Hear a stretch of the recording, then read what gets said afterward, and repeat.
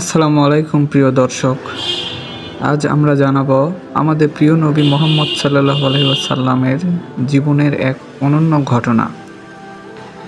এই ঘটনা আমাদের শেখায় ধৈর্য, ক্ষমা এবং মানবতার সর্বোচ্চ শিক্ষা। নবী করিম হযরত মুহাম্মদ সাল্লাল্লাহু আলাইহি ওয়াসাল্লাম যখন মক্কায় ইসলাম প্রচার করেছিলেন, তখন অনেক মানুষ তার বিরোধিতা করত।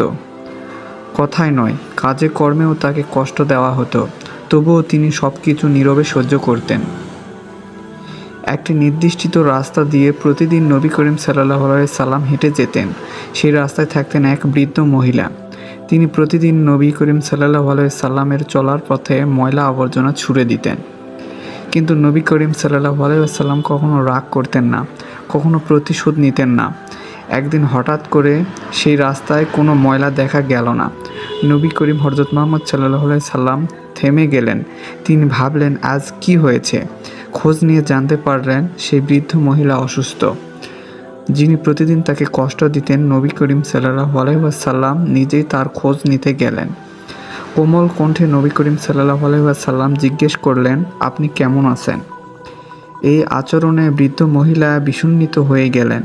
তার চোখে অশ্রু সজল হয়ে উঠল। তিনি বুঝতে পারলেন এই মানুষটি সাধারণ কেউ নন।